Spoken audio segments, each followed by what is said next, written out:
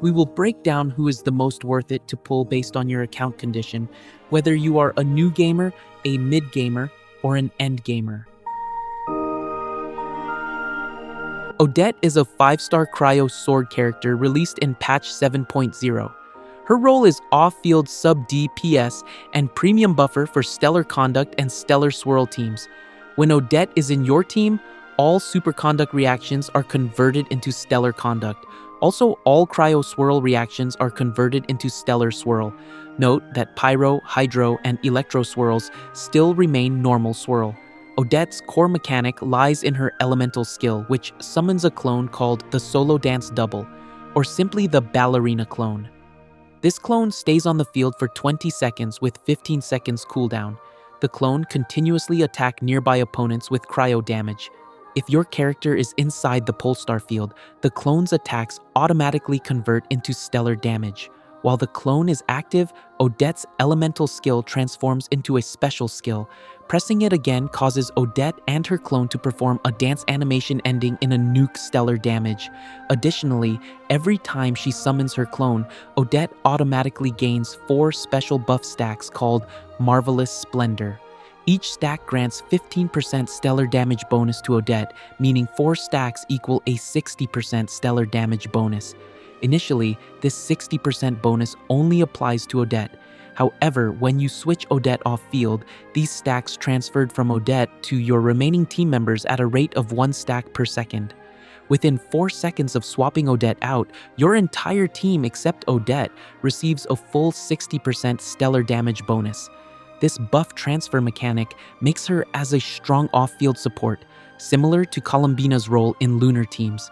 Her elemental burst unleashes 3 rapid slashes followed by a final hit.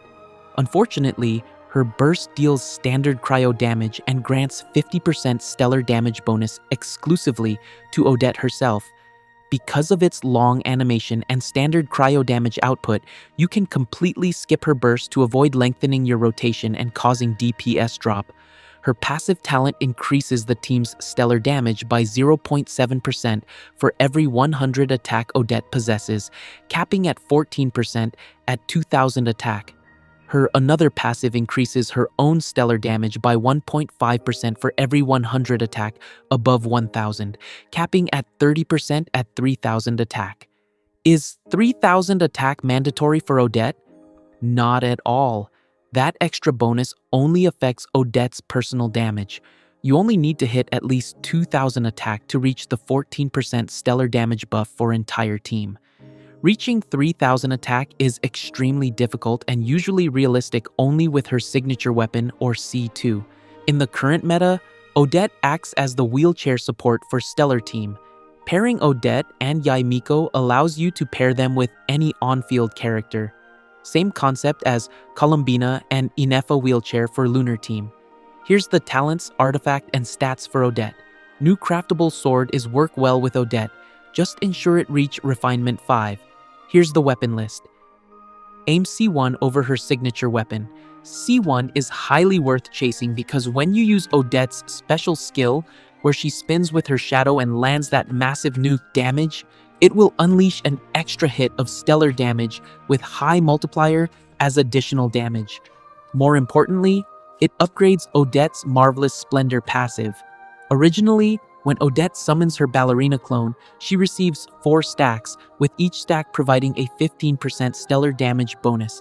At C1, the maximum stack count increases by 2, meaning you can reach up to 6 stacks maximum. When you switch Odette to the off-field position, these 6 Marvelous Splendor stacks will be transferred to the other characters in her team. Since each stack holds a 15% stellar damage bonus, these 6 stacks mean your team gets buffed by a massive 90% stellar damage bonus. On top of that, we know at C0 Odette's Marvelous Splendor stacks decreased by 1 stacks for every 1 seconds. At C1, it will immediately consume 2 Marvelous Splendor stacks from Odette every second. This means after switching Odette out, you only need to wait 3 seconds for all 6 stacks to be fully transferred to your other team members. If you secure Odette's C1, you will see a massive increase in your team's total damage output. Odette's C2 adds an extra effect to Marvelous Splendor. while at C1 Marvelous Splendor provides a 15% stellar damage bonus per stack up to 6 stacks. At C2, each stack of Marvelous Splendor will also grant a 7% attack bonus per stack, totaling 42% attack buff at 6 stacks. And this Marvelous Splendor buff can be enjoyed by the off-field characters in your team, making this C2 Odette function similarly to Nicole in terms of providing team-wide attack buffs. Furthermore, as long as the ballerina clone is on the field, it will shred enemy cryo and electro resistance by 20% when your team is in the Radiant Stellar Conduct state, or it will shred enemy cryo and anemo resistance by 20% when your team is in the Radiant Stellar Swirl state. C3 increases her elemental skill level by 3. This is great for boosting Odette's nuke damage, but it just okay. Nice to have, but not mandatory to chase. Odette's C4 is very interesting and completely changes her gameplay and her stat requirements. In short, C4 upgrades Odette's burst talent effect. Before C4, Odette's burst initially provides 50% stellar damage bonus exclusively to herself. Now at C4, her ultimate will also grant a 25% stellar damage bonus to all teammates, exactly half of the buff Odette receives herself from her burst. Additionally, after Odette unleashes her burst, whenever a character on the team deals damage, Odette will unleash a coordinated attack every 3.5 seconds that deals stellar damage. Once you unlock Odette's C4, her combo changes from E plus E to Q plus E, so your entire team got benefit from the stellar damage bonus. Because casting her burst becomes mandatory, Odette's ER requirement will also increase to around 130% to 140%, so she can consistently burst in every single rotation. Because of this change, it becomes crucial to secure Odette's signature weapon before reaching C4. Her signature weapon features an energy restoration effect that makes it much easier to spamming her burst, while providing 40% crit damage buff for stellar-type attacks, which perfectly complement the coordinated attacks from Odette's C4. C5 increases her elemental burst level by 3. Honestly, the damage increase isn't that significant. C5 serves mostly as a stepping stone to her C6. While all of Odette's constellations are excellent, her C6 is truly the cherry on top. Her C6 upgrades the Marvelous Splendor passive effect again. Previously, after Odette summons the ballerina clone, she gains 6 stacks of Marvelous Splendor at C1, and when we switch Odette out, those stacks gradually decrease and transferred to her team. Now, at C6, when you switch Odette to another character, the Marvelous Splendor stacks on Odette will not decrease at all, yet the characters in your team will still receive those stacks anyway. With this, your entire team, including Odette herself, will receive the full 90% stellar damage bonus. When combined with all of Odette's previous constellations, the 90% bonus she now retains makes Odette a truly terrifying nuker and continuous damage dealer. To top it all, C6 Odette grants 25% stellar damage elevation buff to all team members except herself, while Odette herself receives 20% stellar damage elevation buff. Your vertical investment order should be C1, C2, and stop or get signature weapon, then C4 and C6. Who should pull for Odette? For you who want to build a premium stellar team or jump into the stellar meta, what if I do not own stellar DPS unit like Sandrone, Ryothasley, or Sino? She is still worth to pull. You can pair Odette with Cryo Traveler or wait for upcoming stellar DPS. Simply, if you play stellar, pull Odette. If not, skip Odette. Arlecchino is an on-field pyro DPS whose main source of damage comes from her normal attacks. The higher her Bond of Life, the greater her overall damage output. How does Arlecchino get Bond of Life? Through her elemental skill. When you cast her skill, Arlecchino applies an X mark to enemies. Initially, this mark is raw, and you need to wait 5 seconds for it to become cooked. Once it is cooked, use a charged attack to absorb the mark. Arlecchino will gain Bond of Life, converting her normal charged and plunging attacks into pyro damage. Pay close attention to the red indicator on your HP bar. If the red bar is full, that means your Bond of Life is at 200%. If it is half, It is at 100%. If you absorb the mark while it is still raw, you only get 65% bond of life, but if you absorb it when it is cooked, you get 130%, which is double the amount. In a single skill application, the maximum bond of life you can absorb is 145% of your max HP. This bond of life decreases by 7.5% of its current value with each hit you deal, down to a minimum threshold of 30%. Once it hits 30%, Arlecchino's attacks revert back to physical damage. Any remaining bond of life carries over into your next rotation. For example, if you have 30% bond of life remaining and absorb a cooked mark, that 30% gets added to 130%, bringing your total to 160%. There is one crucial thing to remember. During combat, Arlecchino cannot receive heals from any other character. Her only source of healing is her own elemental burst. When activated, her burst consumes all of her bond of life to restore her HP. The higher her bond of life, the bigger her heal. However, since her burst animation is quite long and results in a DPS drop, only use her burst when Arlecchino actually needs healing. Let's break down her normal attack talent. Her first hit has a base multiplier of 93.9%. If Arlecchino has 130% bond of life, that 130% is multiplied by her Red Death multiplier of 238%, resulting in 309.4%. Adding 309.4% to her base damage of 93.9% brings her total first hit damage at 130% bond of life to 403.3%. Since every hit reduces her bond of life by 7.5%, you can calculate the declining multiplier for the second, third, and subsequent hits.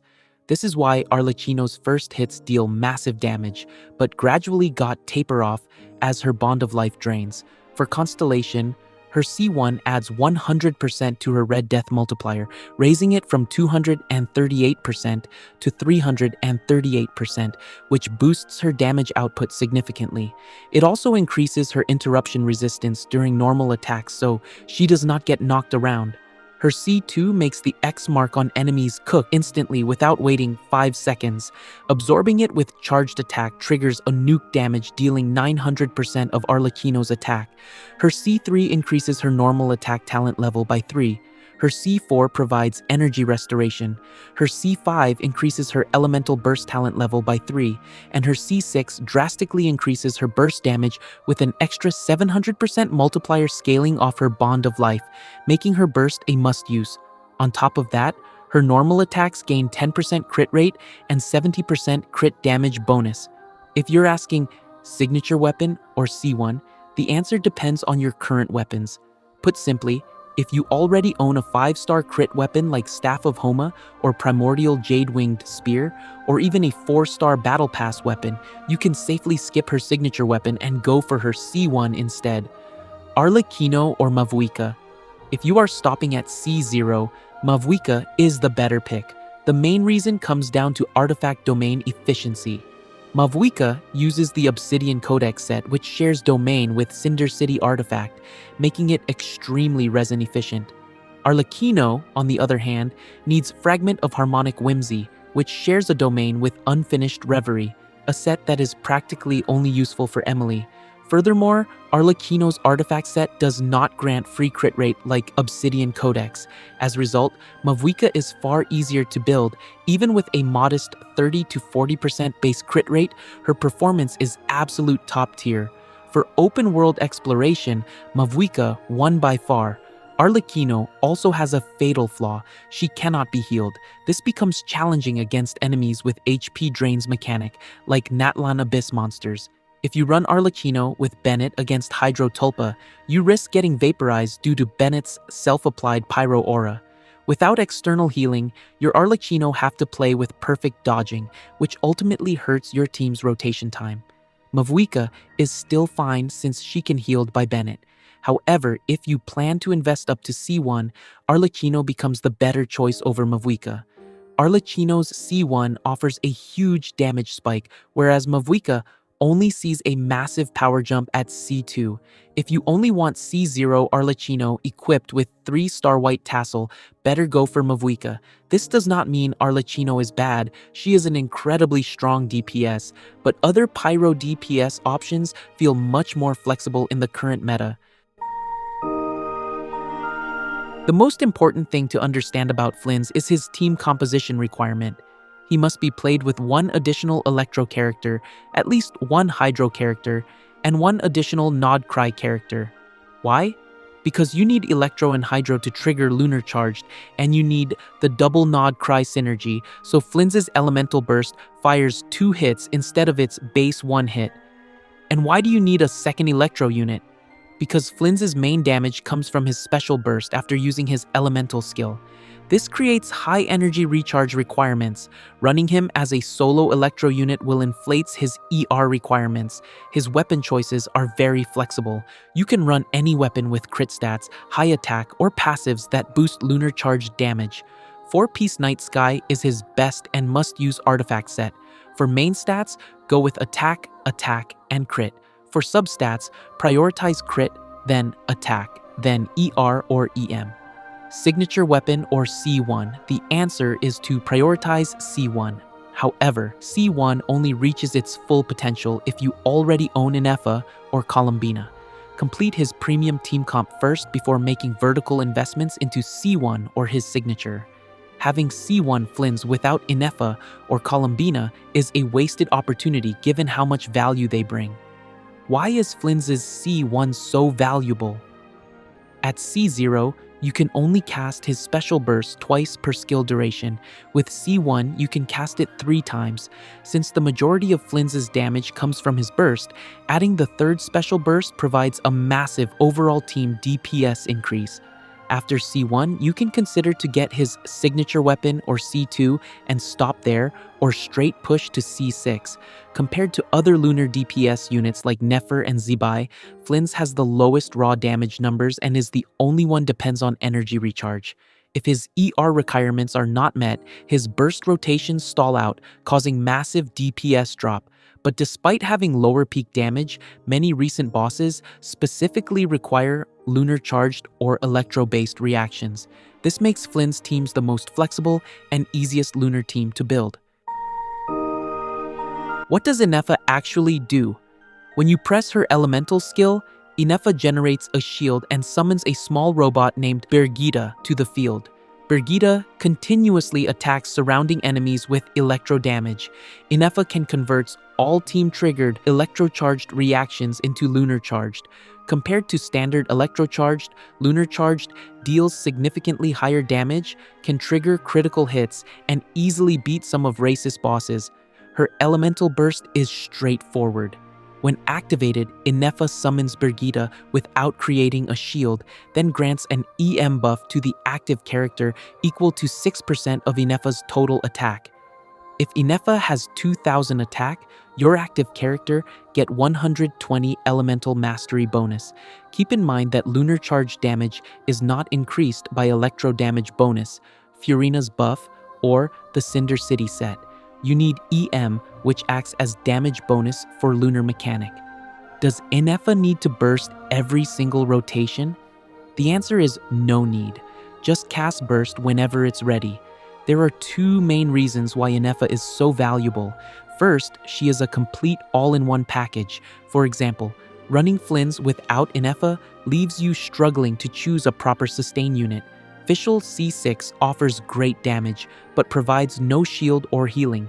Kuki Shinobu gives healing and electro application, but her sub-DPS damage falls behind Fischl. Ineffa solves this completely by delivering high sub-DPS damage and reliable shield all in one slot. Second, she has no team restriction. Ineffa does not require double Nod Cry team. This makes her an incredibly flexible off-field DPS and shielder who fits almost anywhere. Most other characters suffer noticeable performance drops outside double Nod Cry teams, like Flins losing his extra special burst hit, Nefer's damage drop, or Zibai's slow stack generation. Unfortunately, Ineffa's banner runs often coincide with top-tier characters like Citlali, Columbina, Zibai, and now Odette. For constellation priority, aim C1, C2, and stop, or go all to C6. Her C1 is extremely powerful, granting 50% lunar charge damage buff for entire team. Her C2 boosts Ineffa's personal damage. If you are choosing between her signature weapon and C1, prioritize C1 if you already own Staff of Scarlet Sands, Symphonist of Sense, Calamity Queller, or any 5-star polearm with high attack or crit stats. If you lack those options, secure her signature weapon first. When it comes to artifact options, you have 3 choices. You can run 4-piece Silken Moon in Double Nod Cry team if no one else on the team is holding this set. Your best option is 4-piece Albaid in Double Nod Cray team if a teammate is already running Silken Moon, as this set maximizes Ineffa's personal damage, or 4-piece Gilded Dreams if you hate team restriction. For main stats, use Attack, Attack, Crit. For substats, prioritize Crit, Attack, EM, and ER. As a off-field DPS, shielder, and restriction-free unit, Ineffa can fit into countless team comps. Even without a premium on-field lunar DPS, the core wheelchair combo of Columbina and Ineffa is strong enough to clear most of in-game challenges. Now, we enter the pull recommendations based on player categories, starting with the new gamer. A new gamer means you just started playing and want to get your very first limited 5-star character on your account. Generally, beginners focus more on map exploration, defeating bosses, raising their adventure rank, and collecting chests. Your top pick should be Flins or Odette. Flins is the most flexible and easiest lunar unit to build. Odette, even as a support, can be paired with Cryo Traveler to hard carry your account through early and mid-game content until a stronger on-field stellar DPS got released. Your second pick should be Ineffa. Strong off-field sub DPS, good shield, and no team restrictions. Pair her with 1 Hydro unit and fill the remaining slots with anyone. The only reason Ineffa isn't in first place because she's not a on-field DPS, and the current meta is Stellar Mechanic. Your third pick includes Columbina and Arlecchino. Columbina functions primarily as the last piece for premium lunar team comp. New gamers should prioritize securing the on-field lunar DPS and their dedicated support first, then go for Columbina. Additionally, Columbina doesn't have any sustainability like Ineffa or Linnea. Arlecchino is a pure on-field DPS, but she drops to third place because her Bond of Life mechanic does not align well with recent boss mechanics. Her raw damage is high enough, but getting her ideal supports will be tricky as upcoming patches focus heavily on stellar characters. Her main advantage is her exploration ability through hold charged attack. Raiden Shogun is, in my opinion, a bit outdated when compared to all of them, which can easily be matched by C0 Flins team. The second category is the mid-gamer, meaning you are still focusing on clearing the Spiral Abyss with full stars. Perhaps your Spiral Abyss stars are still missing a few, sitting around 30 or 32 stars, or maybe you have full starred it before, but cannot do it consistently every time it resets. The golden rule for mid-gamers is to focus on completing your team composition first. Do not be tempted to chase constellations or signature weapons if you do not even own the core support characters or main DPS yet. If you own Flins, pull Ineffa. If you own Ineffa, pull Flins for lunar DPS or pull Columbina for the wheelchair duet. If you own multiple Nod Cry units, pull Columbina to finalize your premium lunar team. If you need a pyro DPS, pull Arlecchino, especially if you have Citlali without Mavuika. If you own Sandrone, Rio, Sino, or Yaimiko, pull Odette. Meanwhile, for Raiden Shogun, if you need a waifu, feel free to pull her. Raiden can still clear the Spiral Abyss with full stars, but the other characters we discussed earlier can finish the challenge much faster. Especially when it comes to Stygian content, you will need Raiden with a super optimized team and build to perform well. The final category is the end gamer, meaning your main focus has shifted toward Stygian Fearless or Dire.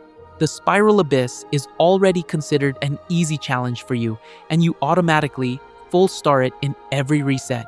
For this category, Make sure you complete your premium team compositions first, such as full lunar DPS teams with dedicated supports and Columbina, stellar teams with Yae Miko, or already own Arlecchino Melt and Overload team comp. So, your priority is to pull Odette to increase your stellar team damage and keep up with current meta. Once your team comp are complete, it's time got secure their constellations and signature weapons. An additional note for Alyosha. From C0 to C5, Alyosha grants 20% attack and 20% stellar conduct damage buff only to the active character.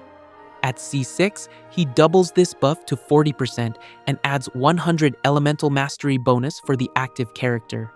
Even at C6, Alyosha's impact on total team DPS is just okay, because his buffs are restricted strictly to the active character rather than entire team.